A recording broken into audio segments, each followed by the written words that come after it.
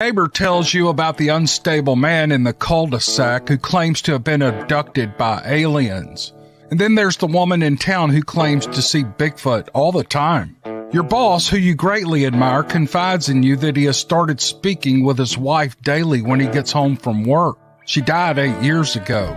It's hard to believe this stuff, and you write these stories off as overactive imaginations. Are these people seeking attention, or are they a bit unstable? No matter what you think, if you're like me, you walk away wondering, what if that was true? The What If It's True podcast features stories by ordinary people like you and me.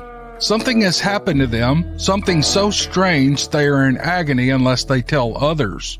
My name is Cameron Buckner, and the What If It's True podcast is available at whatifitstruepodcast.com and on all available podcast apps.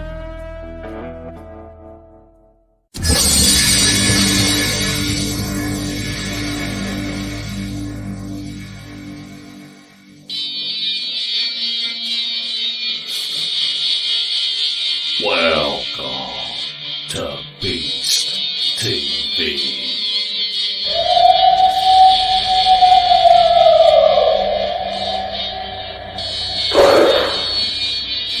What was that?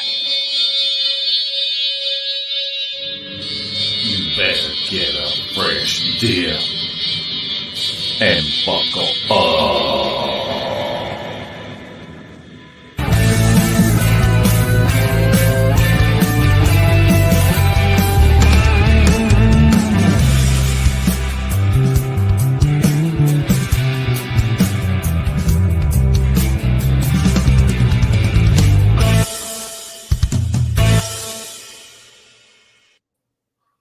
Welcome to Beast TV. And this is what, our 125th podcast, Larry? Quit keeping up with it. Well, don't get all excited and pee on yourself. I'll try to refrain. Oh, man. We want to welcome everyone that's in our chat room. We got a great show tonight. We got some great evidence to present and to talk about. And if you're watching this after the live podcast, we want to welcome you. We're honored that you clicked the thumbnail and that you're watching. And before we get into it, I've got to mention that I got a phone call from Kumbo Baker this morning, and the Bucks Pocket State Park Bigfoot conference that was scheduled for this weekend is canceled. They have some bad weather coming through, and they went ahead and they canceled it. And what Kumbo said is where this state park is it's at the bottom of a canyon, and it is prone to flooding. And they're expecting high temperatures along with this bad weather coming in. And, that can easily spawn tornadoes. And he said, you get down there in the bottom of that canyon, and it comes some bad thunderstorms, and it could flood you out, and you don't have nowhere to go. You got to cross a bridge to get to it. So the authorities have gone ahead and canceled it. So if you were planning on coming, we will keep everybody notified when they reschedule it. And I've got to say, happy birthday to my friend Kale. That's Bama's friend, and she's just a great person. I know before I even met her, she had gotten Bama this pouch that goes over you, and I complimented Bama on that pouch. And the next time I saw Bama, Kale had bought me that pouch, and Bama gave it to me. And it was funny. I was watching the 168, and it seemed like every clip that I was in, I was wearing that pouch. And but she is an awesome chick, and I want to say happy birthday to her. And it was Barry Browning's birthday yesterday, so happy birthday, Barry. Yeah, happy And birthday, Barry. And Kale, if we were there, we'd buy you a pizza and cake because we know Bama ain't going to buy you nothing like that. It'd be some kind of health food. You need junk food on your birthday. Yeah.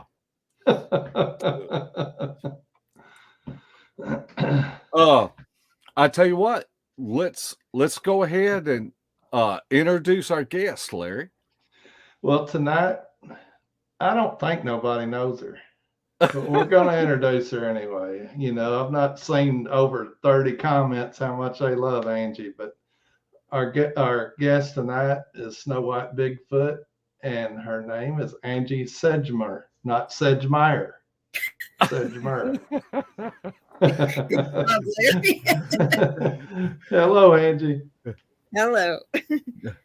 It is an honor and a privilege to have you on. We have followed you for so many years, and we're just tickled to have you on. And for you to, we love people that share their knowledge and experiences. And you have from day one done that. And we really appreciate you for that. But before we get off into this, why don't you just tell us a little bit about yourself, Angie? Okay, well, I'm 55 years old. I'm a grandmother. Oh, well, first of all, I'm a mother of two. I'm married to Jim. Most of my viewers will already know Jim. We've been married 14 years. And like I said, I got 5 grandchildren. Some of my hobbies are that I've been into photography for quite a while. I was doing it like portraits and things like that as a business up until I got Lyme disease, and then that I had to just quit because I just couldn't do it anymore. But I still like to do that as a hobby, and ever since I was a child, probably around 8 or 10, I started drawing. So I like arts and, all that kind of stuff. And I also like to garden. I know if you're my friend on Facebook, you get to see lots of my pictures of my garden. So that's, yeah, I live in Ohio. And a lot of times my hobbies will intertwine with the Bigfoot, like the photography and stuff like that. And I've always loved to be out in the woods. So that's another thing that I enjoy. So what began your journey on the Bigfoot subject? Okay, well, I was interested in it from an early age. And it was, like I always watched the shows as I got older, the In Search of, I saw the Patterson film. I was into, like when I was in grade school, I was into all that kind of stuff. I'd get the library books with the Loch Ness Monster and Bigfoot and all that stuff. So yeah, I've been interested from an early age, but I actually didn't start really looking into it until I married Jim and moved here, which was in 2007. And then in 2008, Jim had got me a camera because I didn't have a good camera. And we got married in December, so this will be our anniversary here shortly. Um, but when it turned to spring in 2008, I wanted to get out because we live on 300 acres of land and it's beautiful. But I'd never explored it yet, so I wanted to get out and see what was out there. And I took my camera, and when I got to the, we have a pond that's on the west. Well, we actually have a pond on the west side and the east side of the property, but I started exploring on the west side. So I go down to the pond, and I go down below the pond, and there was a duck living down there. And I was just taking pictures of that thing, following it around. I followed it down into the area below the pond, and it's really like a lush, just beautiful area. And I saw this structure, so I didn't know what it was, but I thought that's really weird, and I took a picture of it. It was a big structure. What I know now is what Bigfoot makes. So I took the picture, came back, I showed my son. He goes, "That kind of looks like what you think Bigfoot makes." And I was like, "Yeah, you're right." And I showed him, and he agreed. So then I started researching other structures that Bigfoot makes on the internet. And I was like, yeah, it looks just like them. So that started my interest. Then Jim, I started having conversations with Jim about Bigfoot, and he started telling me things that happened because he's lived here. What's it been now, Jim? 27 years. So I've only been here 14. So the years before I married him, he had things happen. Yeah. He didn't realize what it was, what was going on.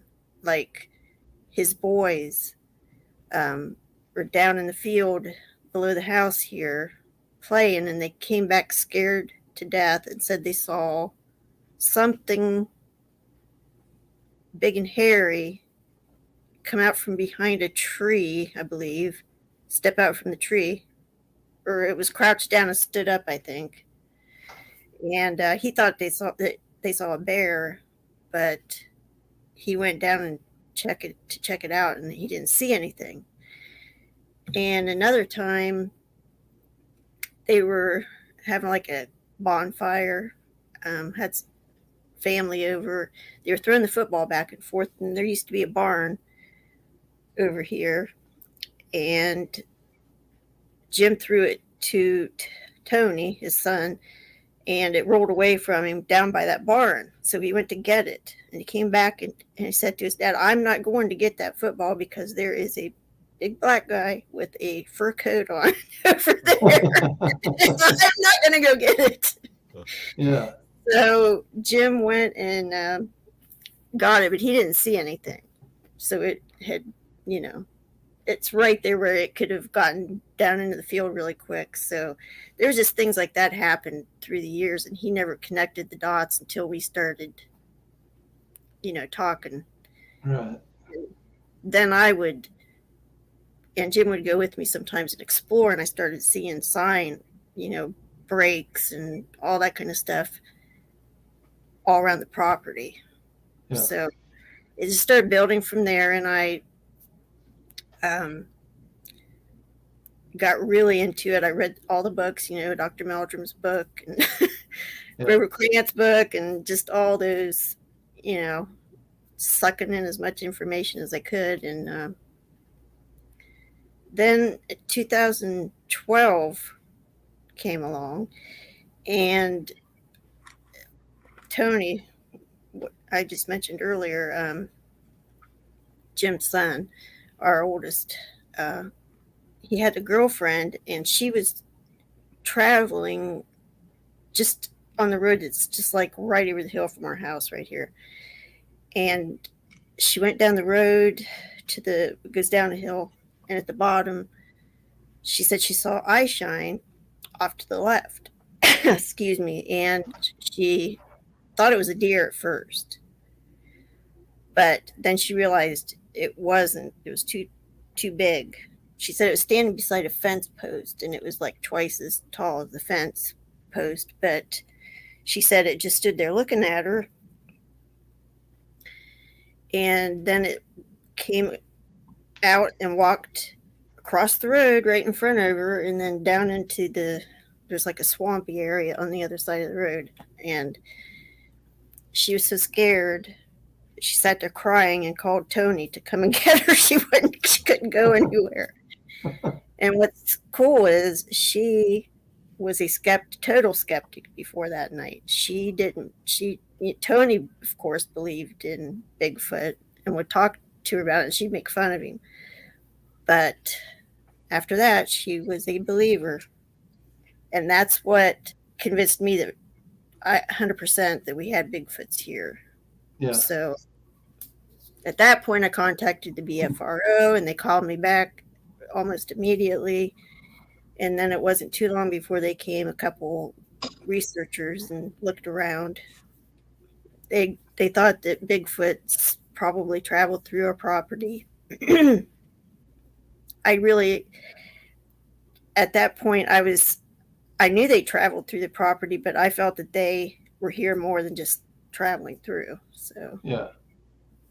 Anyhow, that's how it kind of all started, before the interactions actually started, though. So, well, tell me this.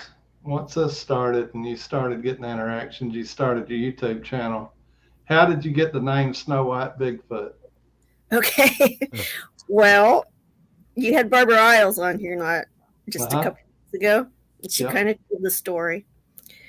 But I do have this thing where animals kind of are attracted to me.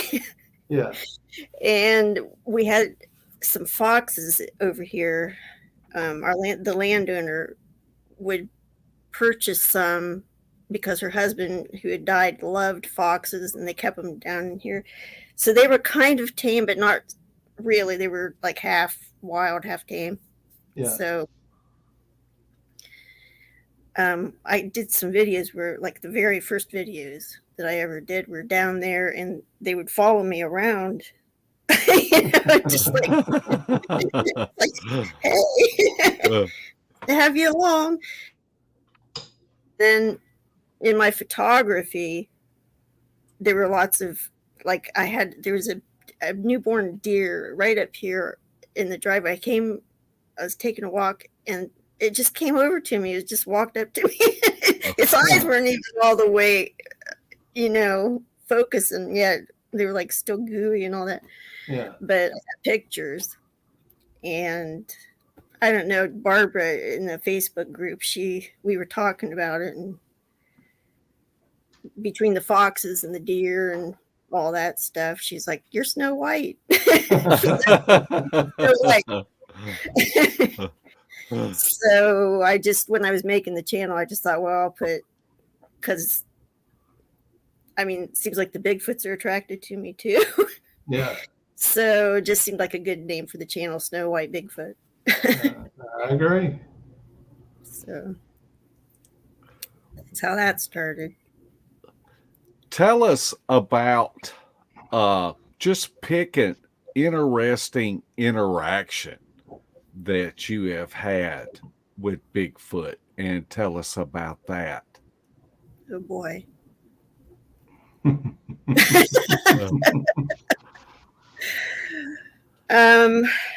I've told this story a lot, so I don't know if people will get sick of hearing it, but the one that's always the most memorable to me is when we had a back and forth verbal communication. Not like we weren't talking, but what happened was, and this was kind of early on after the interactions had started, but they were bringing gifts to the porch, and they had brought a ball and put it on the back railing. One of those bouncy balls, like a super ball, really powerful. So I went out there and I found it, and I was all excited. So I came back in to get my phone to take pictures and all that. Went back out to the railing to take the picture. And from back here, there's woods just right, like our driveway kind of goes way back there, but the woods start. And at that spot, I heard a woo come from just right there. It was like, woo. And I was like, ooh. Wow. Just as I went to pick the ball up, they did that. So I got pretty excited and I picked the ball up and I walked around the house and I walked over to the edge of the yard, faces the woods over there. And I started talking to him and I was holding the ball up and I was saying how much I loved it. And I always tell him I love it. And I'll say, I love it, hold it to my chest, things like that. So I did that and they did the woo again at me. Woo. Yeah. And I was like, oh my gosh. A little bit excited, Yeah. And I said some more and they did it again. And I was just, it's like my mind wouldn't comprehend the fact that I think I just talked to a Bigfoot. It was so cool. But yeah, that was probably one of my most memorable and favorite interactions as far as direct, interaction. A lot of our interactions are indirect through the gift exchanges, and they'll manipulate objects and communicate some things that way and stuff too. Now, I know we got a direction we're going, but I want to ask this question so I don't interrupt the direction later. Okay. Now, you got a gift and you gave it to Chris Reinhardt, and Chris Reinhardt had gotten a gift and gave it to you, and y'all put them out, right? Can you tell that story real quick?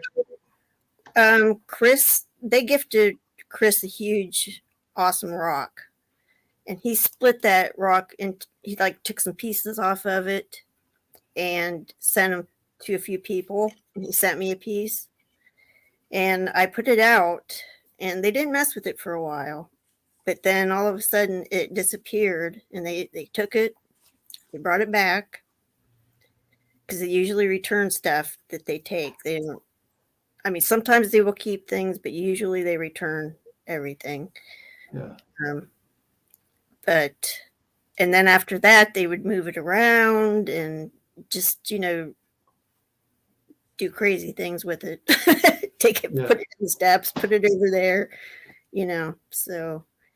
And what I sent him was some of my toys that I had put out that they or played with. This, I took a pipe cleaner, I think is what they, those fuzzy bendy stick things. Yeah. I made a human figure with it, and it had the arms coming out. And one day I went out there and they'd taken it and they had the arm bent up like it was waving.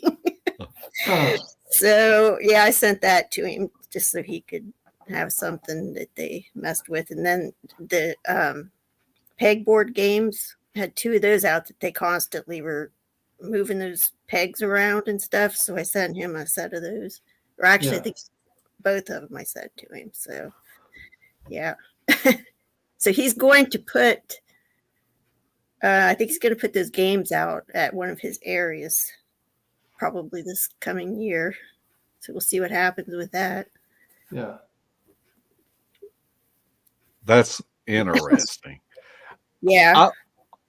I'm going to tell you, these videos that you've sent me, I've seen them before, but to actually sit down and study them, it's really amazing. And so what we're going to do is you analyze these videos, and this is something that I really appreciate, is whenever you give 100% effort in debunking your own evidence. So many times we don't see people really doing that, but you have. And so I'm going to play this first video, and it is the hand and arm prints and possible shoulder print on one of your vehicles. Is there any backstory you want to tell before we start playing this video? Well, it was in our garage, and really early on in the interactions, we realized they were coming in the garage. They would take Jim's tools, which I love it that they come in there. Jim doesn't love it so much. But they usually bring his tools back. Sometimes they're a little rusty. But anyways, they do come in our garage. So the car was in the garage when this happened, and this is not the first set of prints on the car. There was two really good palm prints before this. Plus, there was a really good handprint on our back door that goes from the garage to the back porch. So they were in there and opened the door. It was a juvenile. The day that this happened, they had apparently knocked some of Jim's stuff down while they were in there. It was laying on the floor. And they also took something while they were in there and brought it back a couple days later. So, yeah, there was more to it than just the prints. But okay. Well, I believe what happened was there was an older one probably carrying an infant. And the infant was kind of like leaning on the car and, left a footprint, a hand, foot, arm with the hand, shoulder. And there was actually 3 arm prints. One was complete and the other 2 were like this part right in here. So go ahead. You can, that's all I have to say about it. Okay. About that. Anytime that you want us to stop this, if you want to talk about something, just say something and I'll pause it. But we'll play this video now. Okay.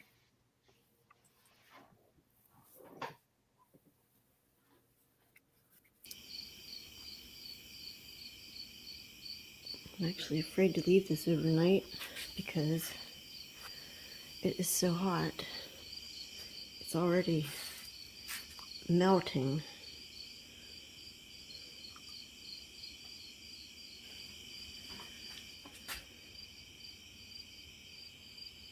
Wow. Look at that.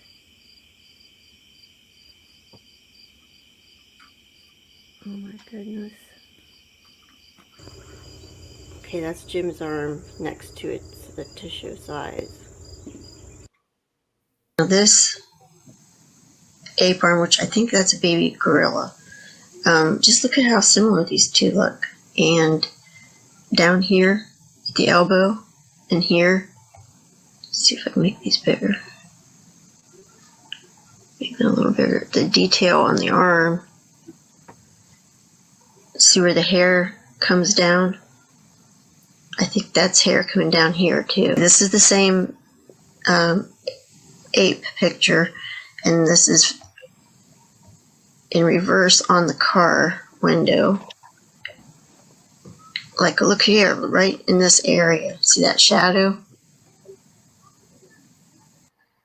The 2 bent arms that I found on the car. This one was on the window on the driver's side door, and this one was on the driver's side of the car, but back behind the passenger door. This one shows some of the bicep, the elbow, and the forearm. And it's bent right here. This is part of the bicep area, and it's bent, and this is the forearm. This is the elbow. I just wanted to show you the similarities. Of course, the arm is bent. This is the elbow. I mean, the angle is really close. the lines, and of course where the arm goes up here.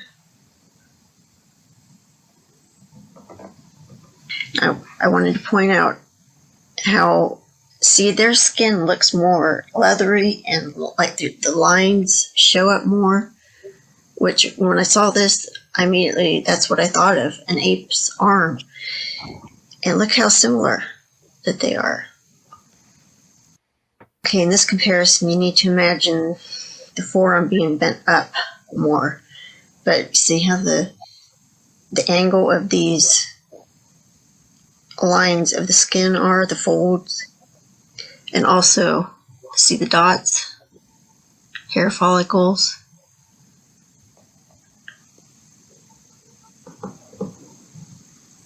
As you come up on this arm, I see a line here, and there's more lines. So showing the one on the white part of the car, not the window. And also I just wanted to show you the fold at the elbow.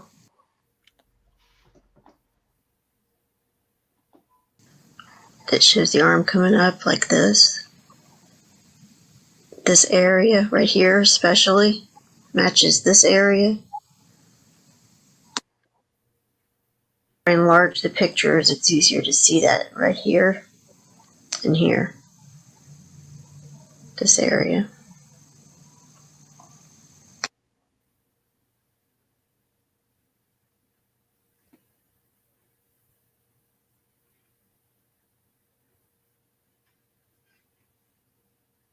This is only part of the foot. This to me is the big toe area, and it's bent over.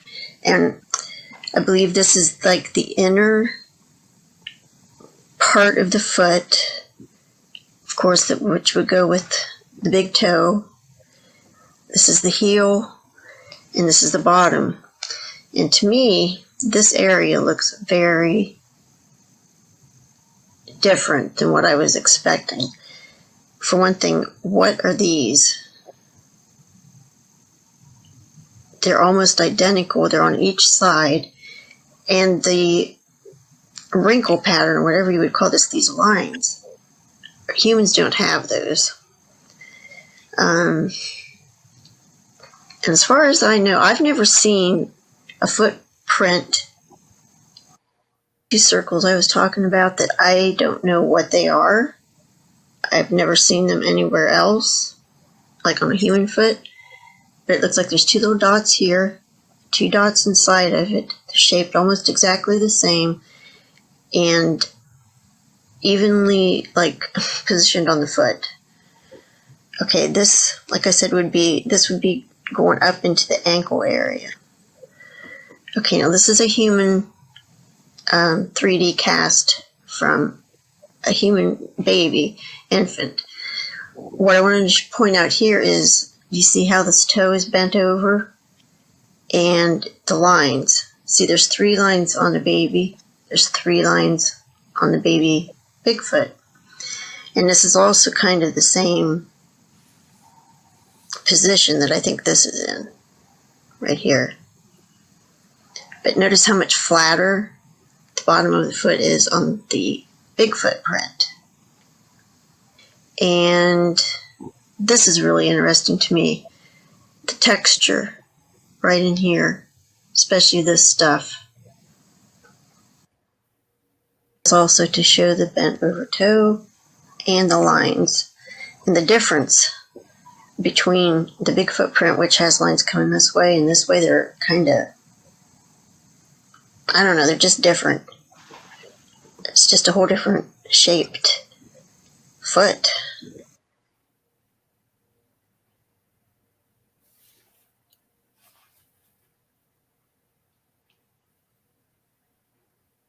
I think it's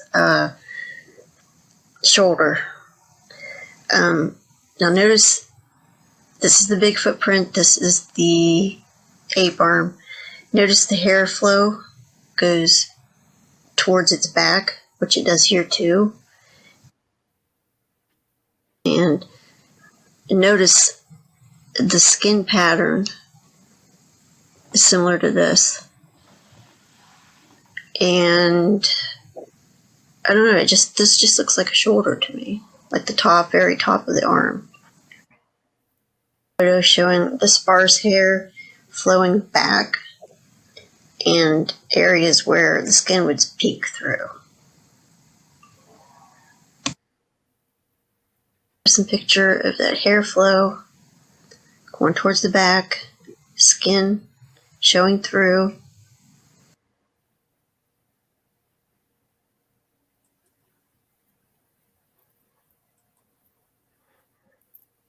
First, before we get into this, I just want to commend you for the in-depth way you went about to analyze this and using common sense. And I don't think none of us are scientists, but I'm we not.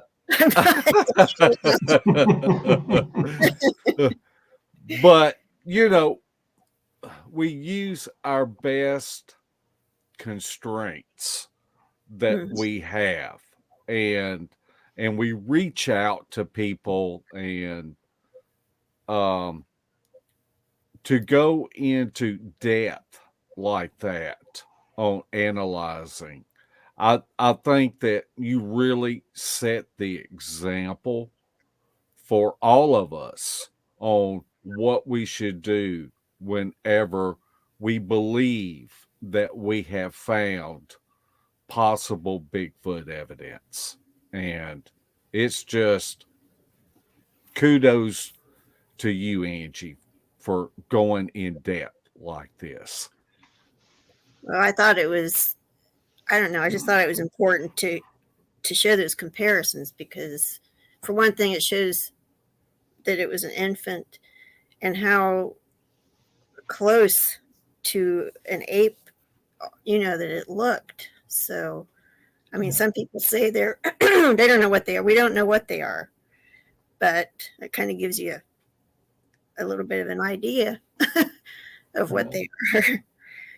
So, yeah, I thought it was important to dig deeper than just put the pictures out there. So, well, besides the video documentation, did you take any DNA samples? Did you share them with anybody to examine or anything? could you repeat that? Did you share this with anybody for them to examine and give their opinion? Did you take DNA samples of the substance or anything like that? No, I've collected samples through the years, and I have them. I have hairs. I have some of that greasy stuff they leave behind. I took a Q-tip and tried to get. I don't know if I did it right, but I've got it. But I have found some really interesting hairs. Like it looked like one was out here in the front yard playing and stuck to like a stick where I think it was this really, it's probably about as big as my pinky, and it was real wiry and black and coarse, and so I've got that, but I've never shared any of it with.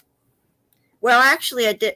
I gave Chris Noel some samples to give somebody to analyze under a video microscope. I think is what he used, whatever they're called, and he did see some pretty interesting things where he thought they were probably Bigfoot hairs. So, but that's as formal as it's gotten as far as sending things out.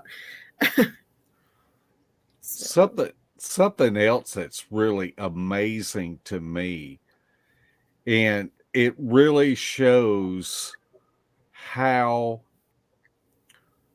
I'm trying to think how to put it, how your interactions with them is not spooking them away. Apparently, it was a mother.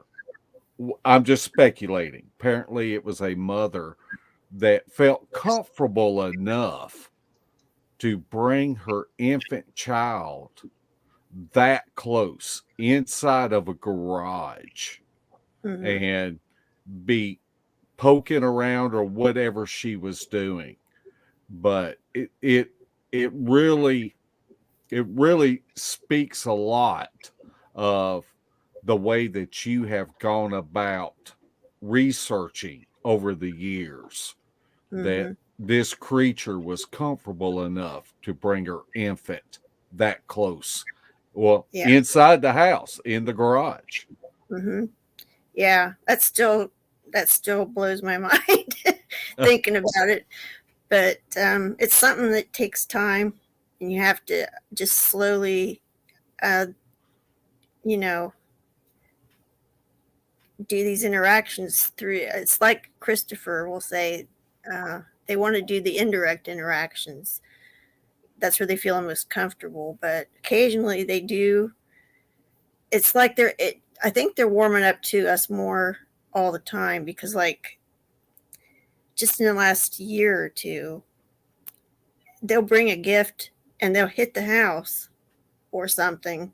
Usually hit the house to let me know that they brought it. Come out, check, come see what we brought you. So it's it just takes time though, and it's something I'm still developing, and I still want to see one in detail. I've seen fleeting uh, glimpses, and so has Jim, but I want to see one that I can describe it to somebody. So, but just the fact that they're willing to, like you said, get that uh, relationship so personal, or I don't know how to put it, but yeah, it's really amazing to me. So No doubt about that. So, why do you think they're going in the garage? Have you done anything? Is there any kind of food or anything in there?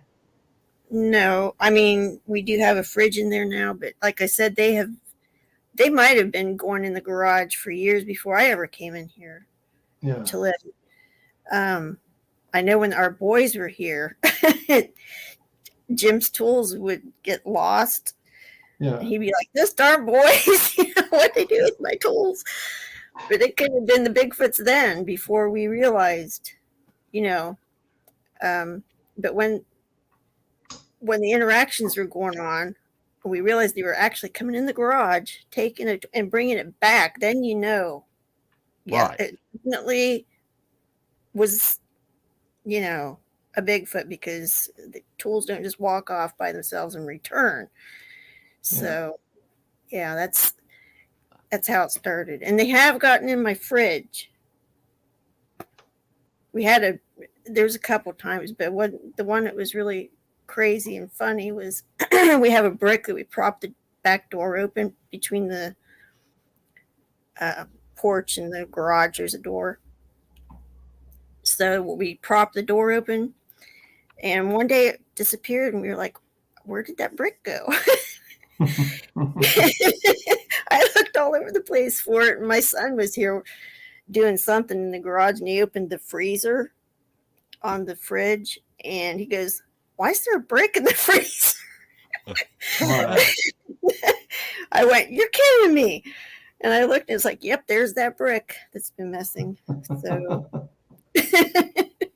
I think they do stuff just to,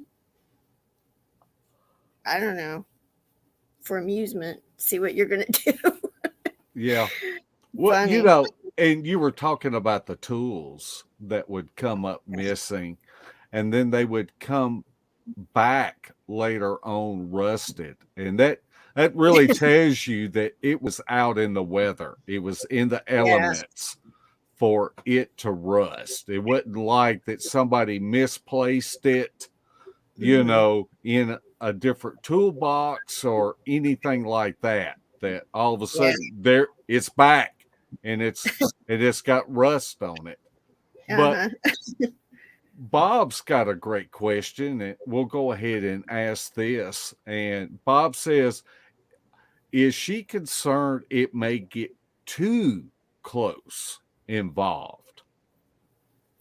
No.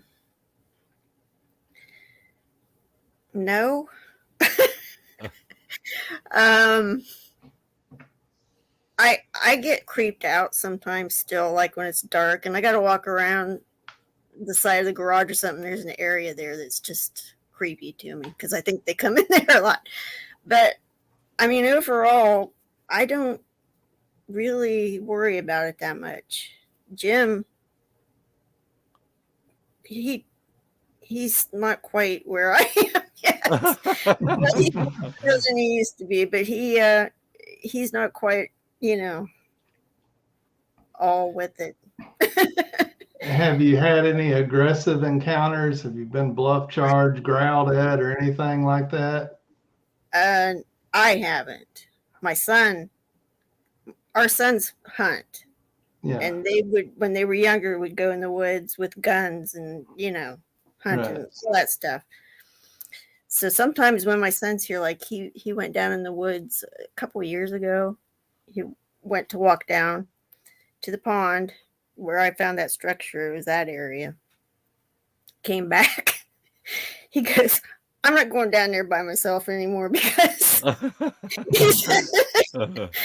was walking down and from behind me, I heard a growl and I was like, oh.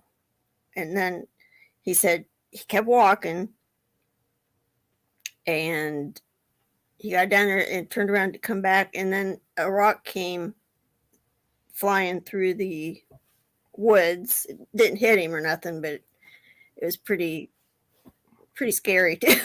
Yeah. So I haven't had anything aggressive. I don't think Jim has. No.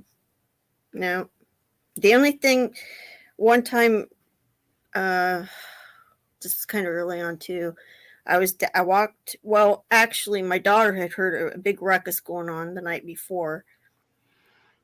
In that, where I heard the woos coming from, that area of the woods, she said it sounded like she heard crashing and it sounded like a monkey being strangled. It was just all, and it was like 1:00 in the morning and she comes and finally wakes me up because her window faces that part of the woods, or it did when she lived here. Yeah. She got me up too late. Whenever I went to listen, it was over. So the next day I thought I have to go down and see what, if I see anything. Well, I didn't see a doggone thing.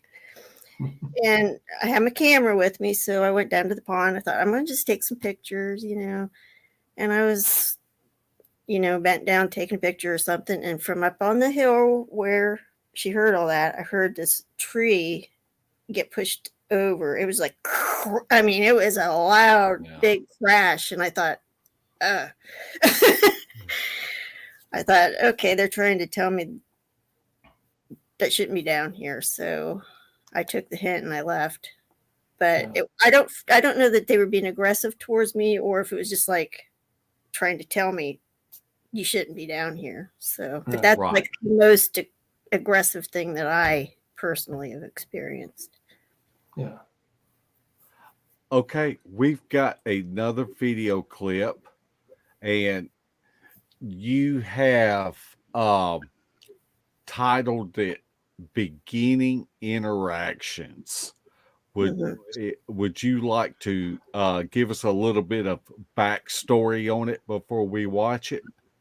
Yeah. When I was talking about that earlier, like 2012, when my now daughter-in-law saw the one across the road, and then I started getting into it more and all that, it was something on my mind a lot. So this was 2015, October, and Jim went to the back to cut some wood. And when he got back there, he finds what's on the video clip here. And he messaged me, and then anyhow, this is what started the interactions. It was back there. It's like we got our house. There's a big field, and it was back in the woods back there. So this is what started it all. Okay, we're going to play this. Okay. A large fallen log that had been laying there, and he was going to cut it up.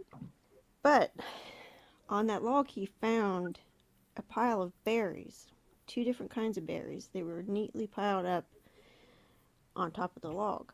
So it wasn't very long after he'd been back there that he sent me a text telling me what he had found and showing me these berries. He also told me that as he was back there that he felt watched and creeped out.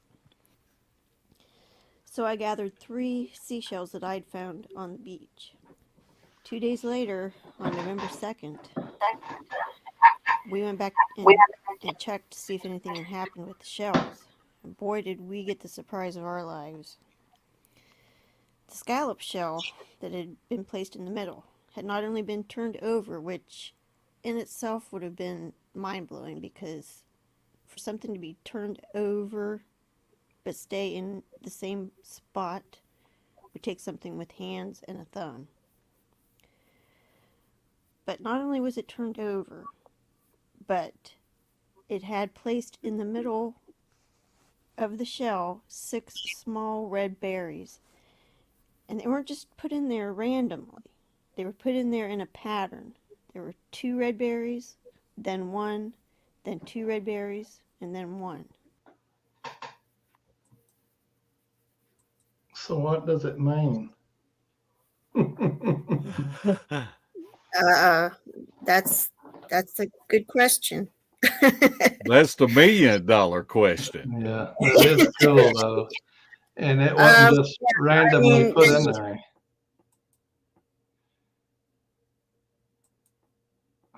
Uh-oh. Mark, what'd you do? I don't know. I know that she has had some internet problems. And so let's hope that she can log back on. But let's see. Here we go. It kicked me off. Who's that other Snow White Bigfoot on there?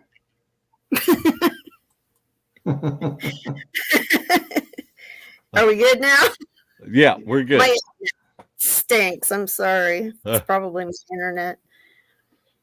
But what I was saying is the berries, it was breaking up on my end, so I don't know how it came over to everybody else. But they turned that shell over and they put 6 berries in it. And they were 2, 1, 2, 1. So I don't know if it was just a gift or like an interaction communication from them, or I've wondered if it might mean how many Bigfoots are here, because at that time, the footprints that I would find, I kind of estimated 6, 7. So I've wondered if that's what they were telling me, but it's just conjecture. I don't know. But to think of them, I mean, they're not all huge. Could have been a smaller one, but to manipulate those little red berries like that. Yeah. It's just like. Yeah, that is cool. Definitely. We've left stuff out. One thing that I have learned that I would have never expected is the depth of their reasoning and thinking ability. It's just like something I didn't expect, you know? Yeah, because definitely they were saying something. They were trying to communicate some message, it seems. But yeah. What? But one what? thing I know is, see, that at that point they had those berries there, which probably didn't really have anything to do with us, the ones that they'd gathered. And we've wondered if possibly it was for people or for Bigfoots traveling through, because it was right on a pathway where I found footprints and, stick arrangements and stuff like that. So, but the thing is, we noticed it and we responded basically. So when they know that we know that they are there, that's when it all changes. And it's like game on, you know? it's almost like they crave interaction with humans, but they don't really, they might reach out, but if the human doesn't get it, then there's not really anything they can do, you know? Yeah. So, It kind of makes me wonder if they watched you place those shells there. oh, And I think they probably did. They're probably, I feel like they know our every move pretty Yeah. much, you know, especially our routines. And it's like they're always off watching. I've even found spots around our yard, like bushes and things around the edge where they, I think it's where they hide, and they would break a limb, like they're marking it. So there was like several spots around our yard like that. So wow. yeah. What does Jim think about that whenever that happened with the shells and the berries? What was his reaction? Well, like I said, he felt creeped out and watched that day. He never even bothered to cut any wood. He just came back after. I walked back and we set everything up. I also took a couple apples. We put them in the tree and stuff like that. But he, I mean, he helped me with it and stuff. But it, like I said, it took him a while to get with the program more. One thing really interesting is that I continued the interactions back there at the gift. I call it the gifting log. I would put things there. They would take them and stuff. Well, they took it was called a tiger eye, shark eye. I think it's shark eye shell. It disappeared. Well, I was away. I came back and Jim goes, "You better go check the back porch." And I'm like, okay. And I went out there and there was that shell on the railing. And we were like, what the heck? I was like, that's the shell that they took. And they brought it to our house. Wait. So in my mind, I was like, okay, they know where we live for sure. They know it was us. They know, it's like everything was connecting, you know. And Jim was like, he was freaked out. Our bed was up against, like, our head would have been like the window right above us. He was like, I'm not sleeping there tonight. And our living room is over there, and there's no windows. So the next day I had to rearrange the bedroom so that he could sleep. I see eye shine right behind you through that window. What? No, I'm kidding. I'm kidding. You know, that's something I've seen them like blurs run by the windows, but I haven't seen, you know, like people will say, yeah, you know, looked and there was a Bigfoot looking in the window at me, like, why doesn't that ever happen to me? So I'll lay awake at night, I'll look, and nope, nothing yet. You know, we have been in the field with so many different people, and the bravery and the courage that women have, it just amazes me. I think about our own Debbie Jones and Shelley Reed and how brave they are. And I've seen grown men buckle at the knees. And it's just don't talk about me. Larry, what's that background you just threw up? You're gonna have to teach me that little Indian trick. Yeah, this ladies, the Sisters of the Moon, they're pretty brave to go out there and camp like that. You know,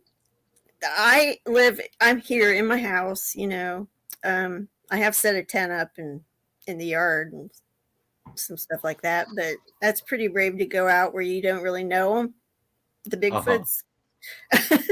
and know what they're going to do, because they're not all the same. They're all different. Right. No. Right. Most of them have real sweet personalities, though. I think mine Okay. Okay, we've got another video clip, and you have titled this Belly Crawler. And so there's no audio to this. So we're just going to play this video clip and let you give us the background on it as we loop this video clip. Okay. This is the belly crawler, and if you can see the hand on the screen, it's to the left. The fingers are moving. You can see black fingernails on the fingers, and that's its head. Behind the two pieces of like grass are the eyes, and then below it the mouth. And that's another snapshot. It's like half of its face is visible with the eye to the right of the big piece of grass. And that's another picture of the fingers where you can just see the pointer finger moving. But I got this video when I was walking out back, the picture where it showed the trees and the valley and all that. I was walking along the wood line, recording behind me with my phone, and I caught this. It was in 2017, and I just found it this past year. So I think that one, that picture, it's like I finally get to see what I've been interacting with. It's pretty cool, you know. Of course, that was quite a few years ago, but can you see the fingers moving? I can. And you can see the eyes and the nose. It's just yeah, I was pretty shocked whenever I saw it, because it's like in the raw video, all you see, I walked right by him, and there's another one just past it. It was a littler one. It's like a juvenile, and they were both in like a shadow area. And that's all it looked like, was just a piece of black shadow. So I had to like zoom in on it and lighten the exposure up tremendously to be able to see detail. But when I did, I was like, oh my God, are those fingers? And I couldn't believe I could see fingernails. So anyhow, I thought they were pretty cool. yeah. That's amazing video. Thank you. Yeah. And let's see, we have another one that you have titled Footprints. And these are just various footprints I have found over the years. This one was on our front porch.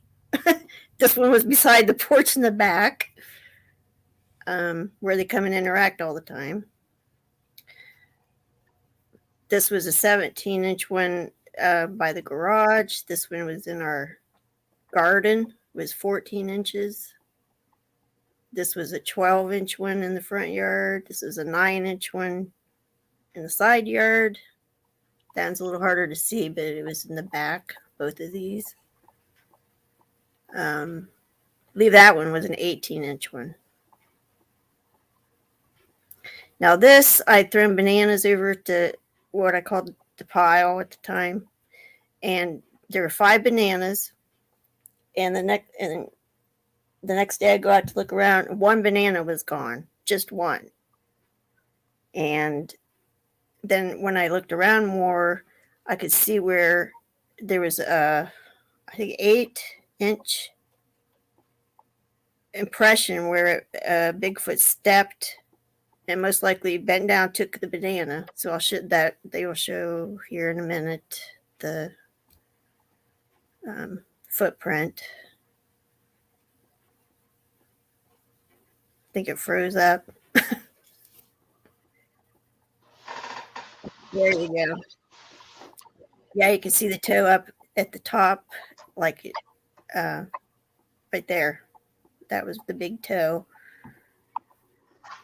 And so I get pretty excited when they've been up and I find footprints around the yard. You know, it's just like more confirmation that I'm not crazy. You know?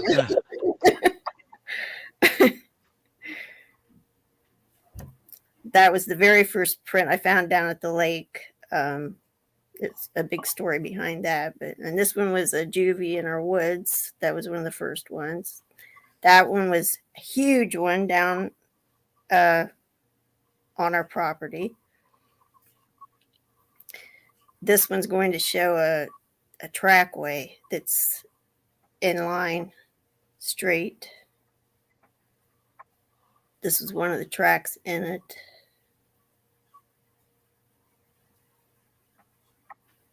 Did it show? It didn't show the trackway. Oh, well.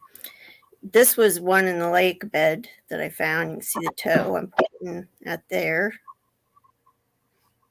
And that's another one right in front of it. There were several. I think this one I found on the way out when I was walking out, and I cleared the ice out of it. So you can see the track.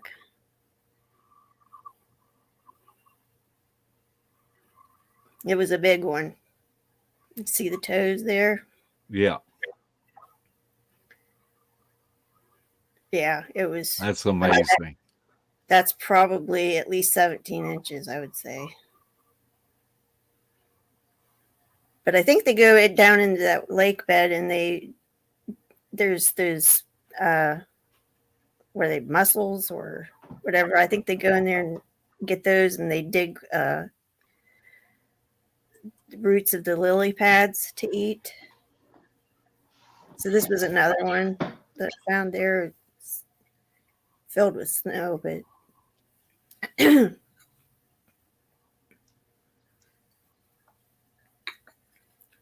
that one was near the last one.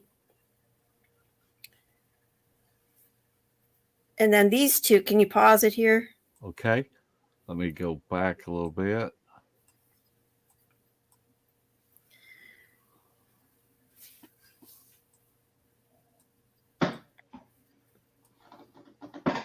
Yeah. These two, I was, whenever, I think I found the one on the left or the right first in the lake bed.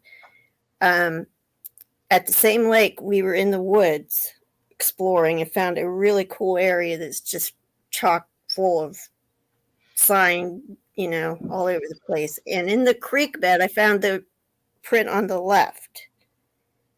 And I was astounded at how it's got to be the same individual because it was the same size. I think it was 17 inches. And can you see the shape, the toe placement and all that, how similar it is? Uh-huh. Yeah. So I was pretty stoked to find two prints that matched that well. And I mean, it was maybe half a mile in between where I found the two. So, and the lake is it's probably less than 2 miles from our house. So, and these are more prints that I found down there.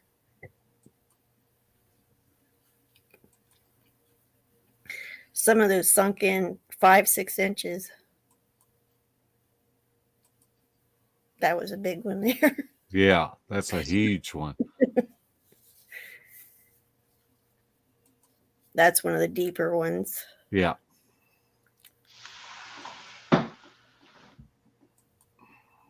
That one kind of shows the toe. But it was also about 5 inches deep. There's one coming up that's my favorite. This one. When you get to the next one, can you pause it? Okay. Okay, I zoomed in on that because if you look across the toes, it's obvious the 4 toes, but like where's the big toe? What's under that stick thing laying there? You see the round bulbous toe? You can't. You can see it. Yeah. I thought that was pretty cool. They seem to like really, some of them have a really large bulbous toe that sometimes protrudes to the side like that. It's kind of weird. The one that was on our front porch had one of those big toes like that. That's just another one. You can see the toe. That's steep. Yeah. Yeah. And this was another day. Went in there and found some more of the ice. It was pretty big. On the next one, pause it. This was a juvenile out back. It was 5 inches long. You can see the toes, big toe. It had mud between the toes. And then whenever I walked a little bit further up the hill, I found another partial one where you can see the toes. But this isn't very far from the gifting log where all that was going on. So you can go ahead and advance it. This is the partial. And then this was another juvenile one, 7 inches long, down in our woods. And these are just various ones. They're harder to see in the grass, but especially in pictures, but they go all over our property. This one looks really similar to the next one. It was the same length and everything and shape. It was 11 inches long. And the next one is just like stepped back a little bit so you can see the whole thing. Found those down where we hear a lot of vocalizations come from. That one you can see the toes really good. Big round 5 toes. Yeah.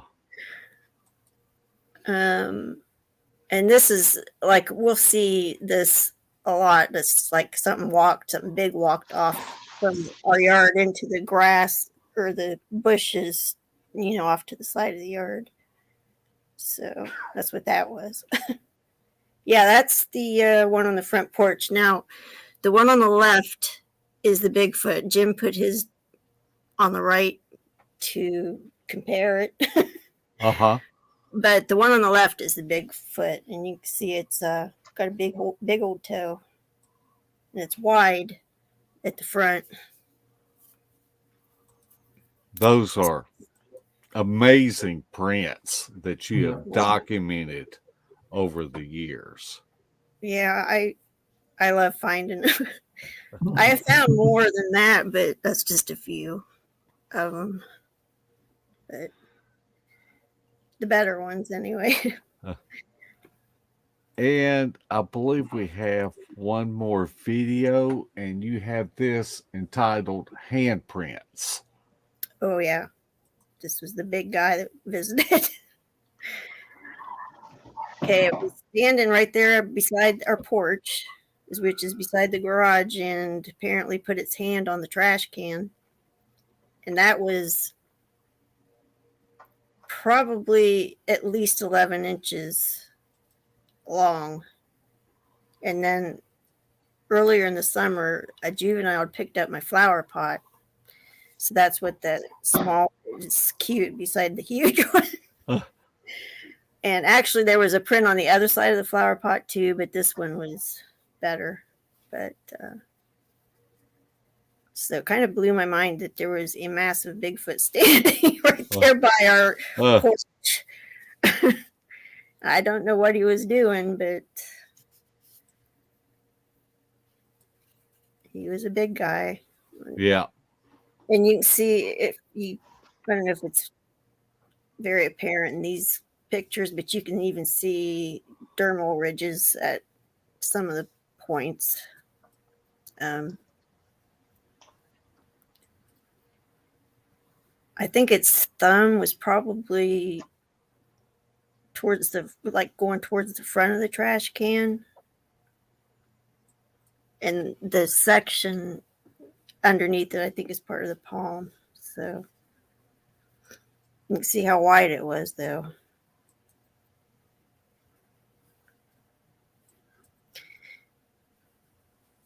And I think it's going to go into showing examples where I have found other prints around that shows that motion, where a lot of times when they leave a print, they look hooked like that. Yeah. I don't know if it's just how they're laying their hand down and then moving their hands or what, but that's a characteristic that I see a lot, and that's what I'll show a couple more examples of that. That was on our grill on the back porch.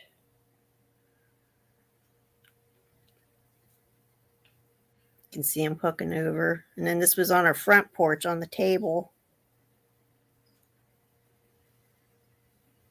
And they were not as big as the other one, but they were at least adult sized. So that's the three together that show the hooking motion. Have you guys seen anything like that in prints that you've seen? Or We really haven't found any handprints. We have found foot impressions, of which we have casted. We have found butt prints, but you know, I think what the difference is they are coming up to your house and putting their extremities, you know, on your actual property, you know, to where we may just find broken limbs, twists, and things of that nature out in the field. We're not fortunate enough to have them coming up to the house. No. Right. Yeah, it is. It's pretty cool. I mean, to not even have to leave your house. Yeah. Yeah. I do like to get out in the woods, though, but I haven't as much lately because of my health. But I'm hoping to, in the future, get back out there again. I love exploring and finding their stuff. Okay, I've got my screen put back up on the comment section in the chat room. So if you have any questions for Angie, throw them up in the chat in all caps, and we'll pop them up here on the screen. Larry, do you have any comments or questions?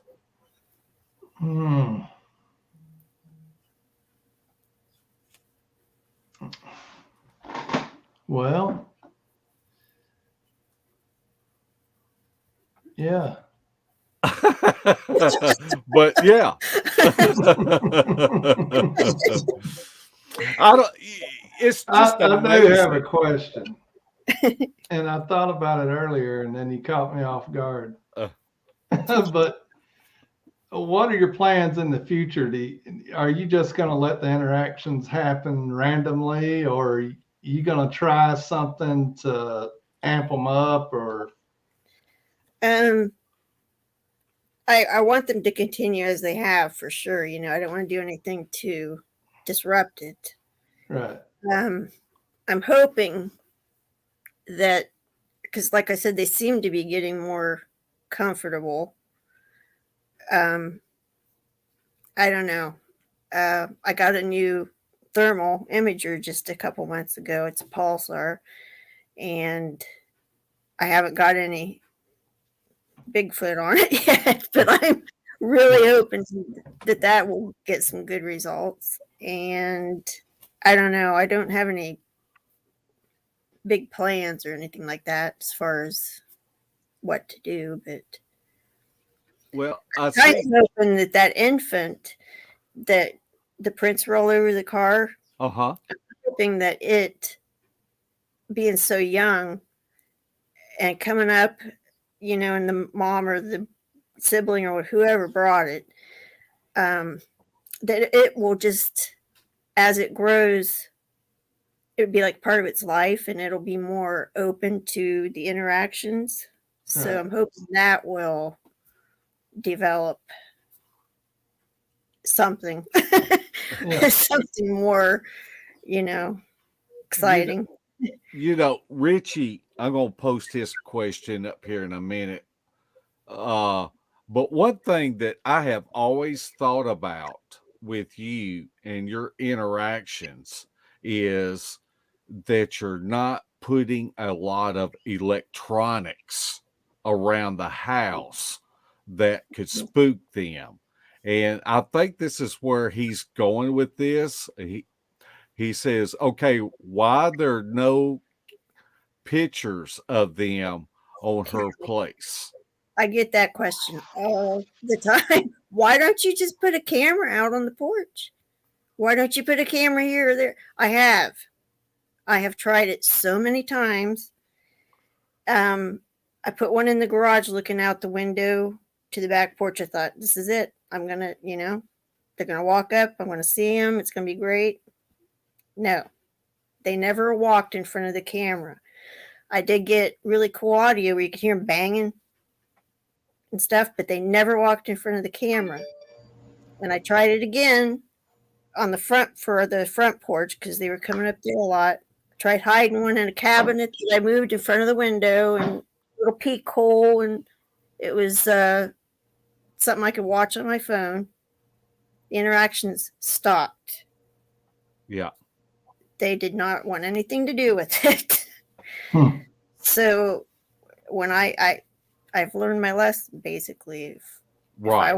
If I want to continue to have the interactions, it's not going to be with the camera in their face. It's not going to happen. Okay, Chris asked, have you captured anything with the new thermal yet? Cows. A rabbit. No Bigfoot stuff yet, but okay, and use it when we go, like when we have a fire, because I have gotten them on thermal when we were sitting out having a fire, and they come up to the edge of the yard, stay in the brush, but I had to scout TK crappy. Yeah. But I mean, you can see it. Larry's had two of them. Okay, David Blaylock asks, could the circles on the baby footprint be glands or scars from barbed wire? And I don't think so, because they are almost exactly alike. You can't see any difference. They're a travel tattoo. Scars. Glands, that could be a possibility, because there are more than just the two, because right above it, there's, I think, two more that aren't as noticeable, but yeah, they're like perfectly symmetrically placed on their foot. So it seems like it's something to do with their anatomy or whatever, like how they're built. I just don't know what it is. I think it's really interesting, though. I'm going to try to catch these questions because I'll lose them after a minute. But Hip Hop asks, do you think Bigfoot eats meat? Have you seen any evidence of them harvesting game out there? Have y'all lost cattle, baby calves, anything like that? They're not our cows, so it's not like there's a farmer leases the property from the landowner. There have been a couple times whenever we wondered about it if one went missing. But if you go over the hill towards the lake, there was a guy came home from, I don't know, it was like 1:00 in the morning, and he heard a cow getting killed, his neighbor's cow. And he called the sheriff's department, which Tony, our oldest son, is a deputy, and he answered the call. And when he went there, he heard it too. The guy, whenever he called, he had also heard vocalizations. He goes, "I think there's a Bigfoot out here killing neighbor's cow." Huh. And Tony heard, and the guy that was with him heard it being drug off into the woods, and they followed it. And when they got in there, he said it sounded like from 10 feet behind him, he heard the most horrible roar, scream thing. So, yes, I think they eat cows. To answer the question, I'm pretty sure they eat deer and rabbits and whatever else they can get their hands on. So,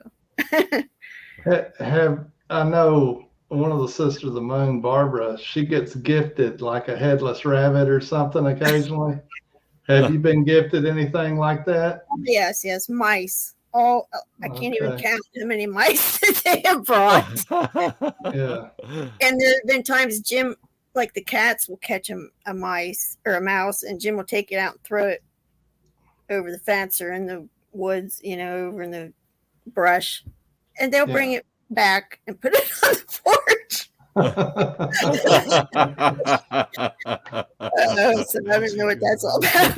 Love it when that happens. They're trying to tell him they don't want the mouse, they want something better. They have brought fresh ones. They brought it somewhere, so yeah, it's crazy. Okay, Ray Dahl asked, can you talk about the magnets on the garage refrigerator? Okay, yeah, mine seem to love magnets. I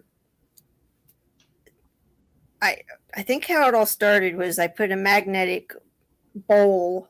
It's like what guys will put stuff in the garage. Nuts and bolts and stuff will stick to it. Uh-huh. So I put that out, and I also have it's like a sink strainer basket. I put it in there. So I think that's how the magnet thing started, but I started putting other magnets out, I think, and they started making the connection of what a magnet is anyways. So it's something that's been going on for a long time, and they brought me magnets. They'll move them around. Like one time they took one of the magnets from the back and brought it to the front porch and put it on our air conditioner that was in the window. So it's just something that I put the letters like that kids play with, ABC and all that. Uh-huh. Colors on the one in the garage.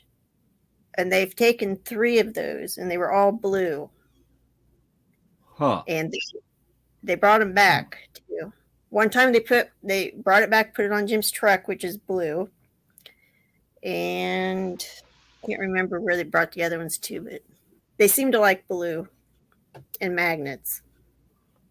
Wow. Your Bigfoot's about magnets. It's really cool. Okay. Debbie asked, has Annabelle had any more interactions with them? Well, the 2 that she had were in that video. The 2 of us were I think this is in one of my videos too, like a diary video. We were on the back porch playing, and we heard something big, like running close to us, like running up by the side of the house. I can't explain it because I can't show you, but she goes, "Grandma, what is that? It scares me. I'm scared." So we got up and walked around, and I think because she was making these really loud screeching, and she was taking a toy and scraping it on the table, and it was making this really loud noise. And I think they were coming up to see what the heck was going on. Somebody getting hurt back there. But there was that. And then, interestingly, Annabelle apparently was seeing one a couple different times in the pampas grass, I think is what it's called, and talking to it, playing with it, and waving at it and stuff. Well, my youngest grandchild, Wyatt, was here this past summer, and the first place that Annabelle saw him was at the pampas grass right over here by the garage. And he was playing out front on his riding toy, and he kind of made his way over there, and he stopped, and he looked in, like, like he was looking, and he waved, like Isabel waved, and he said something, and then he turned around and rode away, and his dad was standing there. He goes, "Wyatt, what were you seeing?" But he was like 2, so he couldn't explain it, But Annabelle was about 2 whenever she had the experiences that she had too. So I thought that was pretty strange. Yeah. Okay. Cool. He saw it too. Now, just refresh our memory. Debbie Jones asked, how many years have you lived there? Did Bigfoot activity start immediately after moving there, or did it take a while? If so, how long? Okay, well, Jim's lived here about 27 years. I married him in 2007. It's been 14 years I've lived here. Like I said, things happened, but he didn't know what was going on. But the interaction started in 2015, so it's been six years that there's been actual interactions happening. Stuff happened before that, though. So,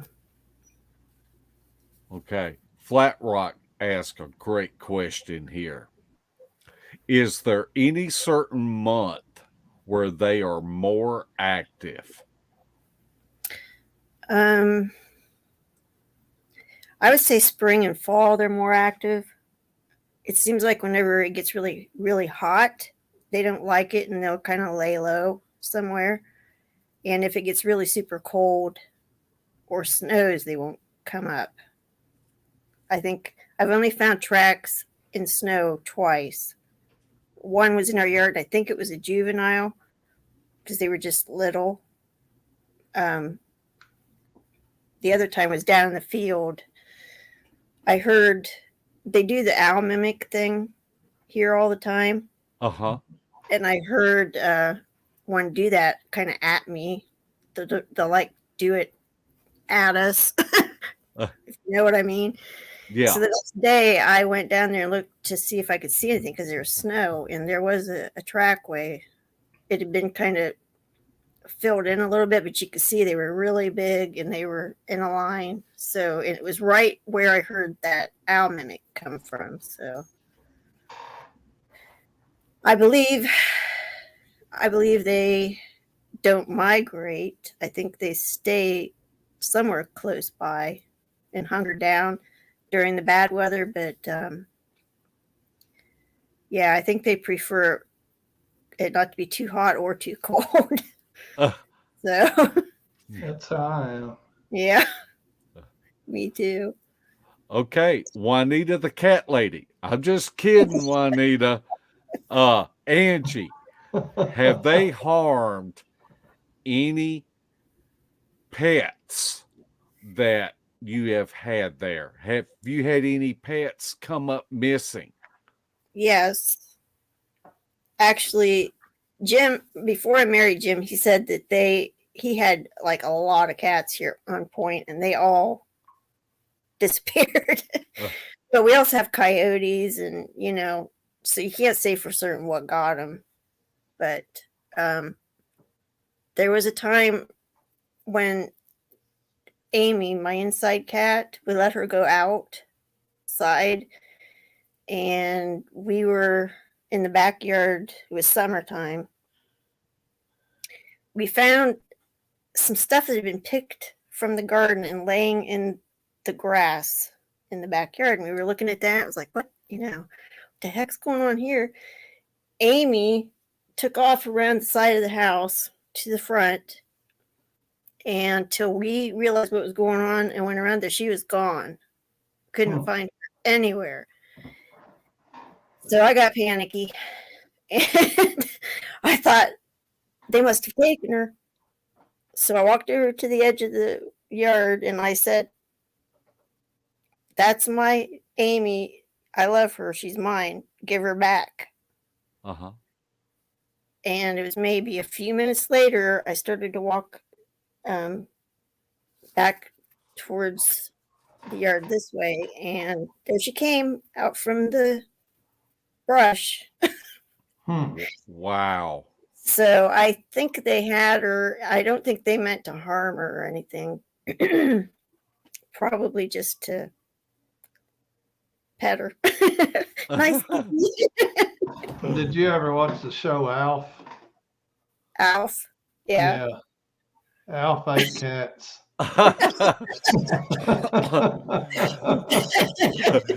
Larry, they're going to sick PETA on us.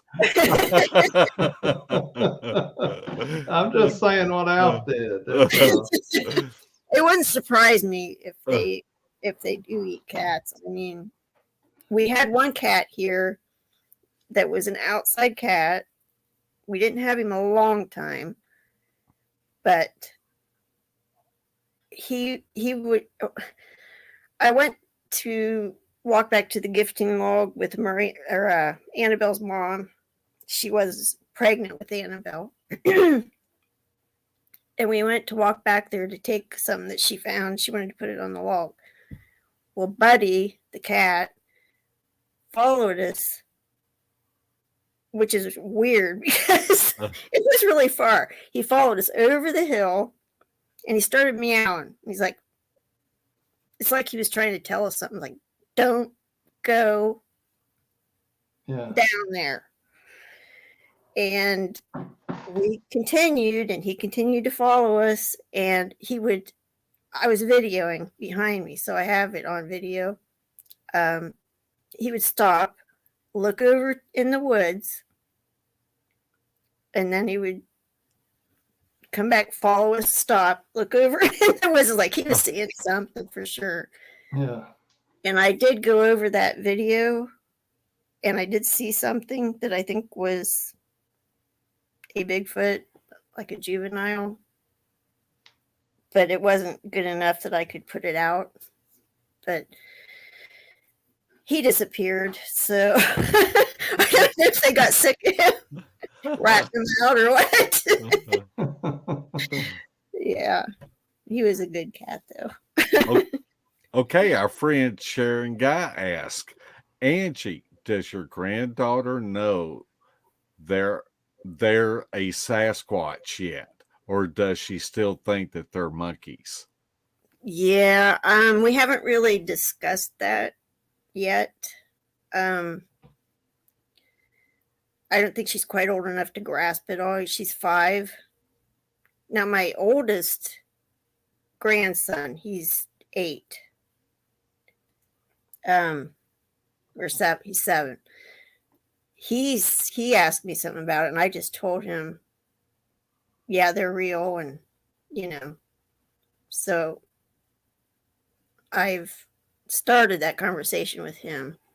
The other ones, I'm kind of waiting till they get a little bit older. So, okay. Miss Joni's Garden asked, are you better off sticking with just audio recorders? in general, I would say, yeah, they don't mind those as much at all. They actually took one of my audio recorders and had it for, it was at least a couple months.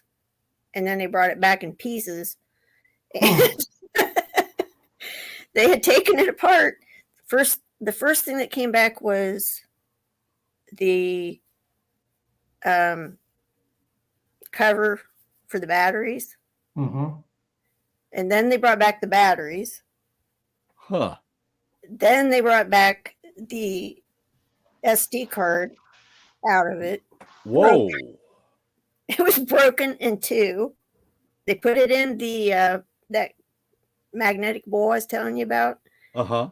And they also brought a gift saying, I'm sorry that I broke this, which they do that quite a bit.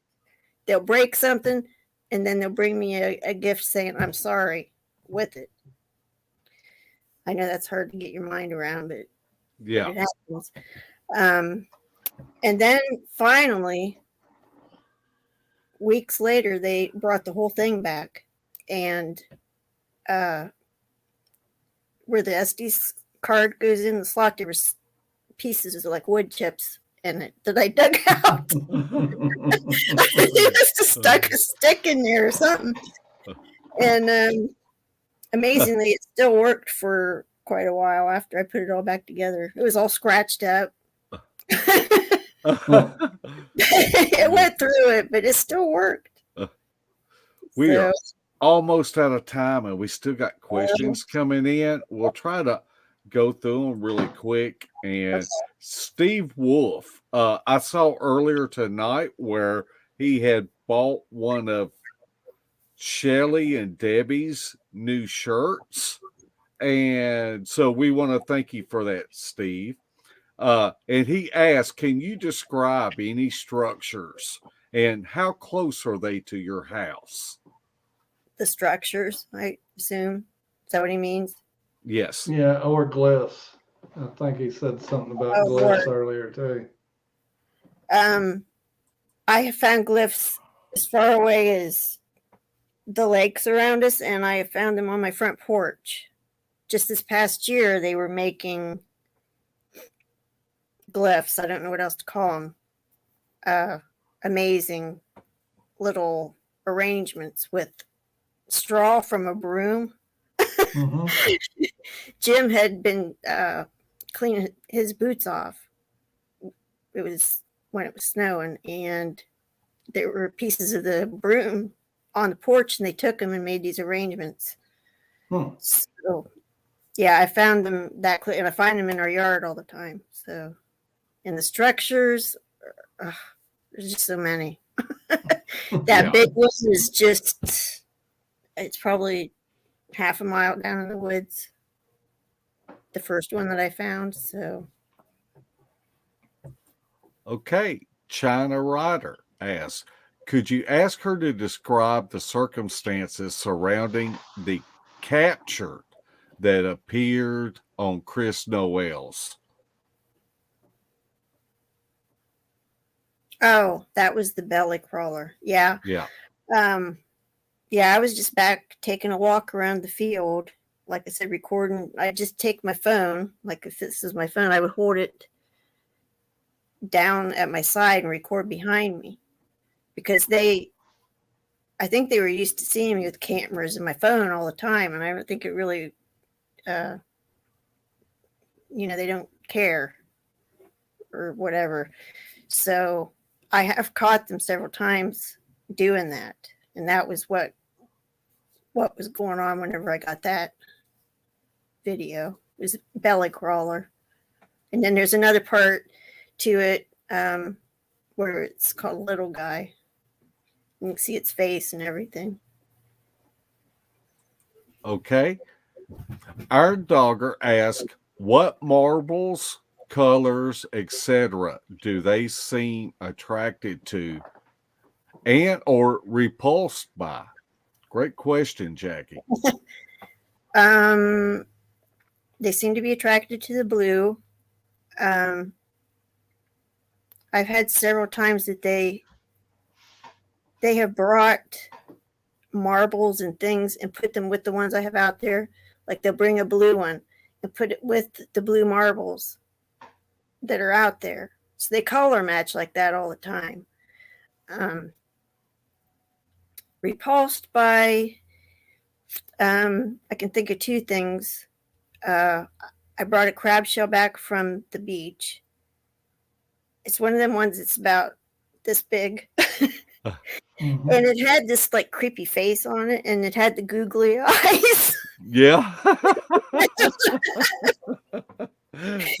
I put it out, and they took it and they put it over on this glider that was over by our door, like on the porch. They moved it from the railing over there, and it was like, please take this thing in. We don't like it. And one time I put a stuffed monkey in a clear plastic jar with a lid on it, and it was kind of creepy looking when I think about it. Yeah. We left and came home, and they had knocked it off. The porch was like, no, we're not liking that. So yeah, Okay. I don't like. Rick Wales from Wood Booger Farms. Hey, Rick. Hey, Rick. Has she ever seen one on the FLIR and run down a hill from it? I think he just baited you. I think he just baited you with that one. He's ratting me out. That's what he's doing. That happened when he was here. Yes, we were watching one on the FLIR in the field, and it was dark, and we were at the top of the hill. I was watching it. Jim left.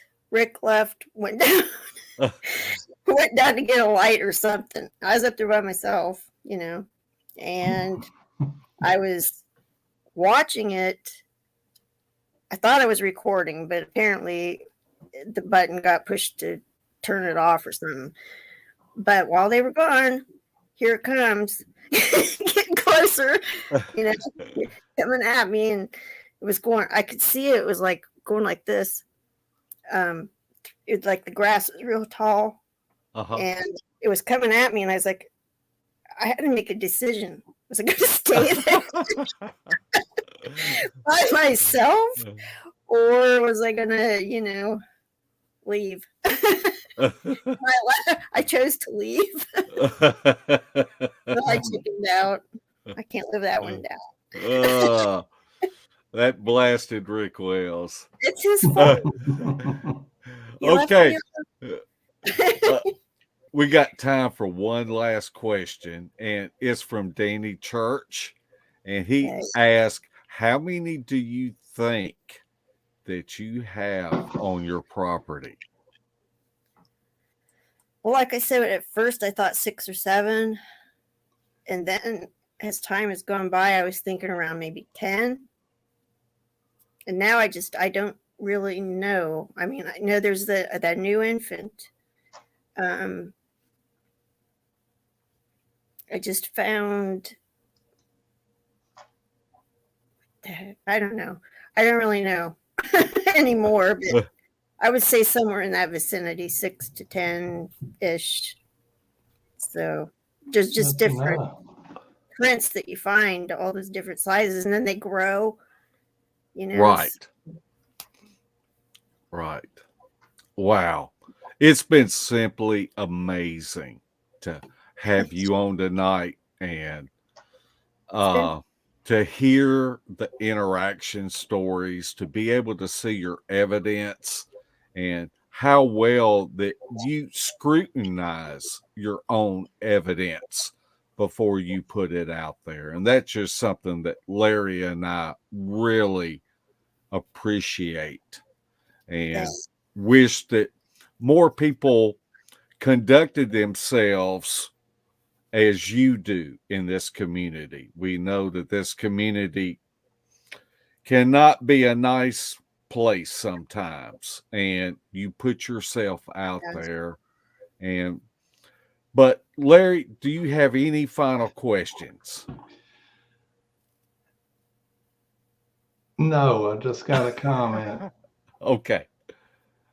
I really wished I had a place like you do where they come to me and interact instead of me having to go look for them.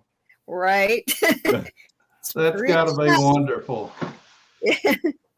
Yes, I love it. And if it slows down or stops, I miss them so bad. I Yeah. can imagine. Jim, oh my God, they've left me.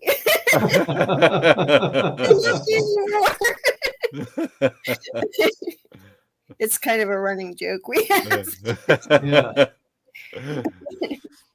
Well, Angie, we would like to give you this opportunity to leave us with any final comments that you might have. I would say if you are having interactions, enjoy it, relish it, because it's a privilege. And I'd also like we talked earlier, not all Bigfoots are the same. Like mine seem to be really, really friendly. They're not all super friendly, but I think in general, they, as a whole, their species they're not going to really want to hurt you. But there are individuals that could get cranky. So, I mean, you need to be cautious too. But I think most people mostly make them out to be too monstrous, too much of a monster, more than they actually are. Yeah. So, at least that's my observation. Well, I just want to commend you again. Your bravery and courage really sets an example for all of us out here. And you're such a nice lady. Froze up. And your audio's still coming through. And but we just appreciate you so much on coming on Beast TV and telling your stories and sharing your evidence. It really means a lot to us. We can. Yes. Okay. But I was just saying we wanted to thank you again and for coming on and sharing everything. And I would like to tell everybody thanks for coming on too and watching and all the questions. Good questions. Absolutely. And if you're watching this, I really enjoyed it. If you're watching this after the fact and you have and you guys are two down to earth, really, really good people. Thank you. Thank you. If you got questions, put them in the comments. I think we lost Mark. I'm not sure. Yeah, I don't think that you can hear us. Mark's still here. Unfortunately. I'm going to say that before Larry does. Yes. But we're going to go ahead and say goodnight to everybody. And I want to remind everybody that Kumbo, Larry, and myself will not be speaking at Buck's Pocket State Park this weekend. They're expecting bad weather to come through, so they will be closing the park this weekend, and they're going to reschedule it. Yeah, it's because the 3 blowhards are going to show up. They said we got to get rid of that.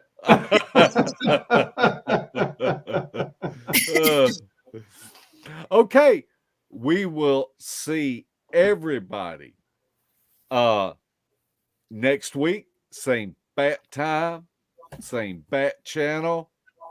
Night, footers. Beast TV would like to welcome all of our new Facebook members.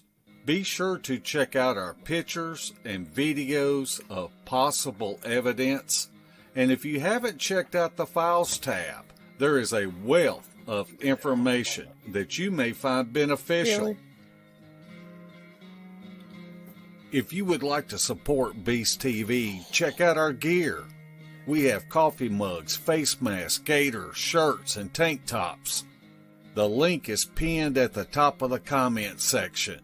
Everything is always marked down 20%. So come check out our junk.